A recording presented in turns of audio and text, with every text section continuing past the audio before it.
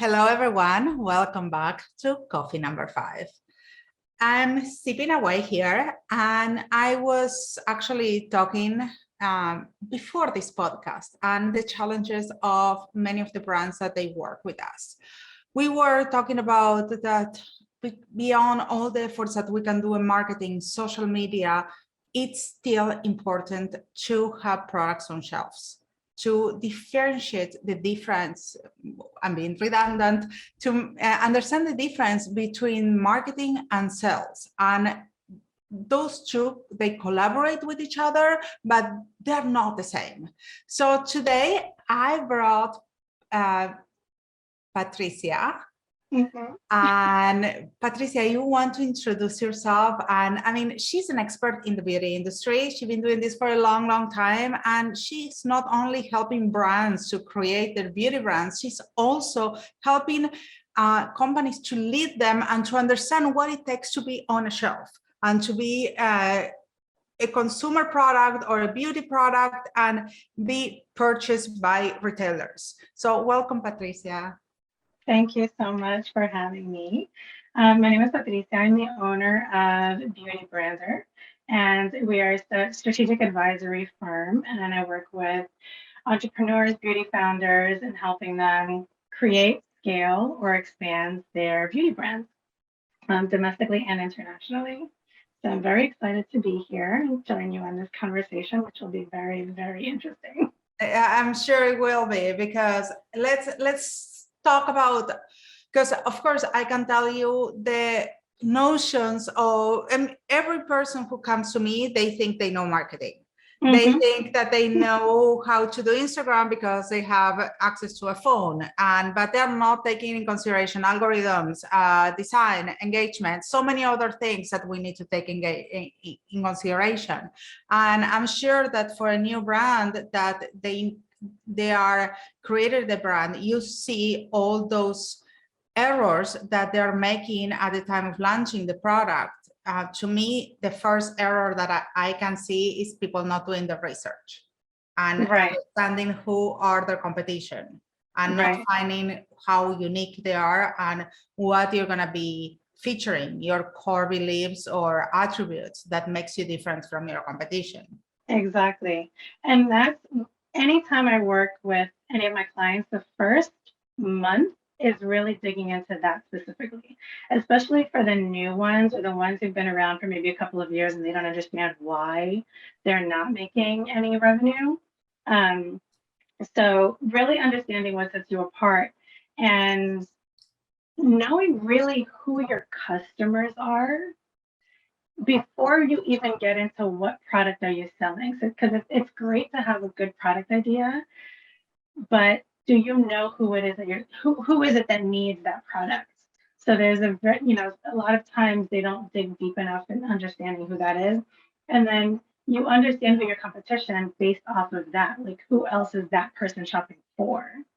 Yeah, and also you need to make sure that sometimes you desire to go to certain audience, but it's not the real audience for your product. Exactly. So that's why it's important to really understand who is it you're targeting. You can either, if you start with a product, then you need to figure out who that product is for.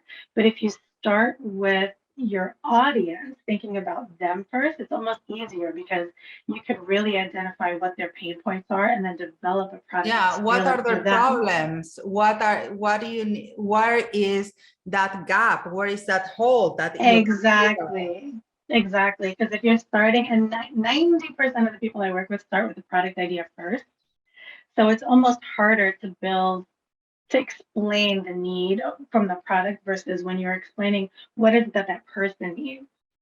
And then depending on where that person shops, then you get a really clear understanding of who your competitors are, and then it becomes really easy to figure that out. You just literally walk into Ulta or Sephora and see, who is it that you would be sitting next to. Yeah, exactly. And also, I mean, there is so much opportunity that if you find that little gap, because you're not going to find big gaps. You're gonna find slivers. Right. The market today is so saturated that you really need to go, or you have a huge budget that you can really promote your product, Mm-hmm. or you need to find that need and satisfy it. Right. So niching down is critical. So most another thing that I talk about is find your 10,000 people. You're not aiming for 1,000,000. This is not the goal. To find That's an audience smart. of 1,000,000 people. Find 10,000. And you know, a really easy exercise is think about what your price point is.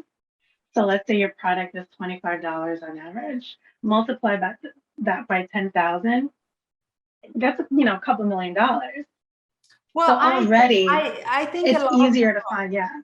they have big eyes and they want it Right. the same that they want to have million followers. But I always said I prefer to have 1,000 followers that buy your product, Yeah. engage with you, that have millions, and you're gonna have it's gonna look weird because if you have millions and you don't have that engagement, the algorithm is not gonna cooperate with you. Exactly. Especially like with emails and things like that, I tell my clients, if after like a year or two, they're not opening your emails, let them go. If people are not engaging in your social media, you're not talking to them in the right way. You're not giving them good content. And a lot of the content that's out there, you're just kind of repeating the same thing everybody else is doing. It's not authentic. That's another mistake that I found, that people are trying Right. to replicate other people's success. Right. And because they haven't figured out what works for them. Exactly. And everything, it's all created versus curated. Mm-hmm. And it's planned versus spontaneous. And I always think you have to have a mix of both. And in the beginning, one other thing that I wanted, because when you mentioned the topic for this conversation is really understanding marketing, a big pet peeve of mine over the last, I feel like 10 years. So I started in the industry back when I was a baby, when there was no social media, like none. Same here. Back when there was just MySpace, that was it. So when we talked about, what I learned, the marketing that I learned is more traditional marketing. So everything not including social media. And over the course of the last 10 years or so, when people say marketing, all they think of is social media. And I'm like, no. There's a whole other world of things that you can do that don't involve Instagram and Facebook. That's what I always say to all my clients. I mean, this is an omni-channel world. You cannot put all your eggs in one basket because something happened. I mean, you don't own Instagram, exactly. You don't own your Facebook account. So something happened to those accounts, or you're gone. So you need to put your efforts in different places. And at the end of the day, the only thing that you're going to be owning is your website and your content. Right. And even then, if Amazon goes down, so you have to have presence in multiple areas. Yeah, right? It depends how you do it. But if you have a well-done website, I'm not talking about Squarespace, Shopify, or I'm talking about a real website. A real website, right. You back up and it's yours. And something happens, you put it again. To me, using those platforms is a big mistake for a company. Interesting. Yeah. So you would build it on a server from scratch, or WordPress, on any open source that it belongs to you. You're not depending on Shopify, that you don't pay them a monthly fee and that you have a fee. I have a lot of clients that they use Shopify and it works for them, but I believe that as you grow, it's going to stop working for you. And also because of all those templates and all those plugins, there is a plugin for this, a plugin for that. First will make your website slower, and second, and also those so many plugins can create conflicts. And at some point, those plugins, you need to be updated. So if Shopify updates their platform, but they don't update the plugin, you're going to have conflicts. Then you have problems. Right. The way I've been working with when those clients that I have are starting small, I'll have them start on Shopify or Squarespace or one of those more established, because it's easier for them to get started. And a lot of them have a bit of a learning curve or budgetary constraints on hiring somebody to build something from scratch. But then once they get some traction and they get some revenue coming in, then we migrate them into something that's more custom. Yeah, my recommendation is even always start in WordPress. Yeah. Even if you have a small budget or you can do it yourself, you're going to be in a better place than using a closed platform, because then you cannot I'll need to think customize. about that. Yeah. Anyway, so let's keep talking about bringing brands to the market, because it's great to do all the marketing, everything beautiful and great we do. But also there is a very important skill that is negotiating and trying to get your product in big markets, platform. How do you do that? How do you start to get your product now noticed? Well, I think it's all about building relationships. So really getting to putting yourself as a founder in front of the people who have those connections and building those relationships. I'm a big fan of meeting people like yourself, joining mastermind groups where you can introduce yourself to other amazing people who may have connections. Following LinkedIn, I live on LinkedIn, so I've been raving about LinkedIn for a long time. It is a way, people who are on LinkedIn are not worried about, what they did yesterday, what's looking cute, the distractions from Facebook and Instagram are not there. People are looking for business, and you can connect with people from a business perspective one-on-one. And it's very easy to start conversations through LinkedIn. So really building those relationships, going to the publications, seeing who the beauty editors that you admire are and going to connect with them, going to trade shows. Once you build those relationships and people understand what your brand story is, who you are, how serious you are, then they can connect with your brand on another level, and then you could start the conversation on how to enter into their retailers, or that might actually get you featured on their publication, which will then buyers from the retailers you're aiming for will see that. But I mean, that takes time and patience. It does. So alternatively, you're working with, you can work with retail brokers, you can join platforms like Fair or Range Me. And probably the quickest way to get in front of people is going to be through trade shows, exhibiting at trade shows, because that's where the buyers really come to see what's new and who's putting themselves out, who's ready to be in retail. Perfect. That's my approach, right?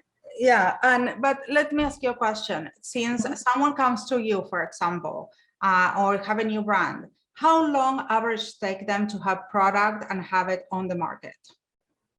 It really depends. So I've worked with clients. I have someone now who I'm working with was able to get into some significant retailers within 6 months of launching.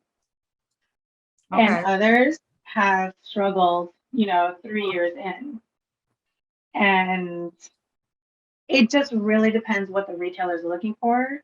And again, if you put yourself in a place where they can see you before you even pitch to them, and you start, again, going back to just building those relationships, it puts you in a better position. Because if you only live on Instagram and Facebook, those people are not going to find you there. Okay, so how do you get your product, your brand ready to pitch it? What do you have to have? You have to have, of course, we already talked about, everyone is the first thing that they do. They have their the social media built. Right. But what else? Do you have to have flyers, booklets? How do you approach someone? What kind of materials? You have to have a deck for presentations. The deck is very important. But beginning with the product itself, is your product retail ready? Number one, so is the label formatted correctly? Have you done all of the testing on the product itself to ensure that once it makes it, if it's been sitting in a warehouse for 6 months, it's not going to go bad? I've worked with brands where it's been it's gone into Sephora and the product has started turning colors. It's had to be sent all Fun. back. So ensuring that you do your proper stability. So beginning from the basics, that's really where you start. And beginning with making sure that you have a product that can actually stand out on a shelf. So once those basics are covered, is your product actually going to stand out on the shelf? And then from there, once those basics are done, then yes, you put together your pitch deck, a retail pitch deck, which is different from an investor pitch deck. I get those questions a lot as well. How And are making sure. How is it different, an investor pitch that? Well, in a retail pitch deck, you're more focused on marketing and how it is, and you have to customize it to the retailer. How does your product align to the retailer's goals? How does it align to their customer base? And what is your marketing plan to support it? Because even though, let's say your product is going into Ulta, you need to do your research to ensure that you're pitching a product that is aligned with who it is that Ulta is either onboarding at that time. What space are they looking to fill? A gap in their own shop, in their own market. And what other potential customers can you bring to them that they might not already have? And do they align with their philosophy and their shopping? Once you do that, even if you go into Ulta, it's not like your job stops. It's still your job to promote your brand and to bring people to Ulta as well. So they're shopping for their marketing to their own customer base, but they want to ensure that you're still promoting your brand. So it's a collaborative marketing effort. Exactly. And you need to outline that in your retail pitch. That's super important for people to understand. You cannot have one without the other. You always need to have your own marketing plan in place, even if it means that you're going to sell product at a higher price point that the retailer will sell it. Many times that's a business plan, and it makes sense because the retailer is going to be buying so much from you in theory. Right. But also let's talk about fees, because selling your product means that to retailers means that you're going to have a wholesale price. Right. So again, part of that basic setup and preparation that you need to make is ensuring that your margins will allow you to even sell your product at wholesale or at distribution. So my magic number is wherever your lowest discount is, or your at whichever level you're giving the largest discount, make sure that your cost of goods are no higher than 30%. Okay. So, and that will help ensure that every other level above that. So if you're going into distribution and your cost of goods are at 30%, then you know that at wholesale you're going to be fine, and at direct you're going to be fine. But if you're not there, it's going to eat in your profitability, and it's going to hinder you in offering any kind of promotions or discounts outside of where you're going to be retailing. That totally makes sense. But also, I mean, people need to understand that the money is not going to go immediately to your pocket. It's going to take a while, because you need to give it back to the company, spend in marketing, spend in ads, it's spent in giveaways. And you have to have a budget for that. So those are the kinds of things that you would work out in your retail pitch deck. So depending on the retailer, they'll have different promotional opportunities for you. Some of them, they will partner with you 50-50. Some of it is going to be 100% just you. So, do you have a budget for a sampling program? Sampling at Sephora and Ulta and other retailers is huge. It's a great way to, to test out your products and to introduce to their existing customer base. So it's going to be much slower growth if you don't have testers, if you don't have sampling. And even also offering trial sizes. So sometimes, the cost for a trial, 3-ounce product, if you're selling something that's 12 ounces, might be about the same, but it will help you sell that product in the long run. So budgeting for those things, budgeting for kits, gift sets, pre-pack, all of those things takes money. Yeah, for ads. For ads, for not only online ads, social ads, billboards, in-store promotions, the catalogs. Trying to get PR. PR is super important. Is creating brand awareness. Right. So outside of the retail efforts for yourself, PR, I think, is one of the, I actually, for my clients, I recommend they start with PR versus paid ads, because PR, if you start with paid ads, the first thing a customer is going to do, if it's an unknown brand, is go research what someone else said about you, who's written about you, what the buzz is about. If they don't see anything, then it's not going to help that sale. So if you start maybe, anywhere from 2 to 4 months prior to launching a product, you start building that buzz in PR, teasers that something's coming, get the conversation going. Then you follow that up, and the paid ads will support it later. Absolutely, 100% agree. Okay, let's talk about this, because this is a big issue with many startups and many brands, that they wanted everything for free. They wanted everything, and it happens. They want to do it, everything done at home, everything done by themselves. The DIY. Yes, the DIY. And that's, when you have a brand, it's make it or break it. To me, if you need to get the funding, you need to do it right, because you only get one shot. Yes, of course, you can always rebrand and try again, but it's going to end up costing you more in the long run. If you're planning to go big or go home, then 100%. There's some brands that I've worked with that have grown very slowly, and it's taken them, 5-10 years to really make a dent in the marketplace. And that is fine if you want to grow super slowly, as long as you're clear about that, that's fine. Right. If you want something to go big within, the next year or two, and you want that to be, whether it's your full-time job, you need to find that funding. You need to find either investors or, whether it's seed and venture capital, loans. Some people will put their, house and, mortgage their house to be able to just order enough product to be able to sell it at a large scale to make that return. Yeah.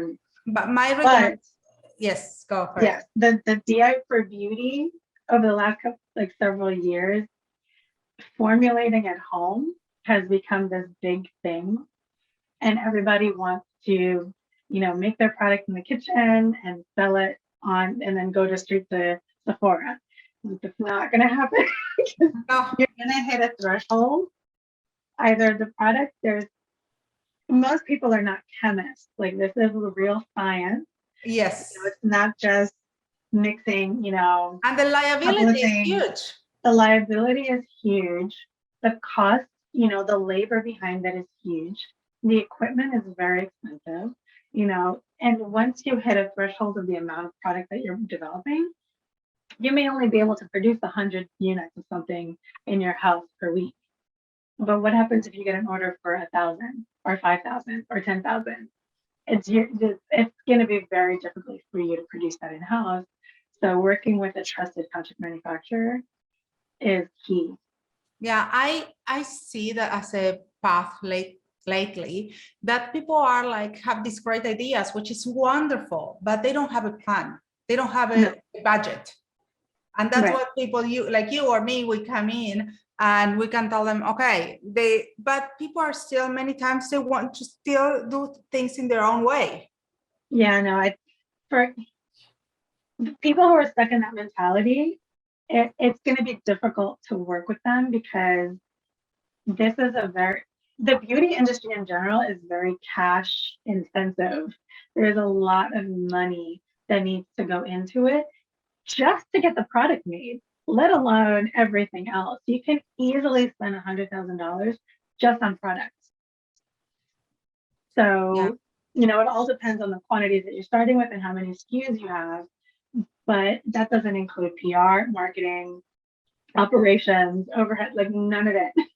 Yeah, Just exactly. from, so you, What is really, really important if you have a concept, an idea, is that you do your research and you make a plan and you decide that if you're going to be that company that is going to take you 10 years to grow, or you want a boom, because it takes different budgets and different strategies. So you need to have a plan with the right strategy for those goals. exactly.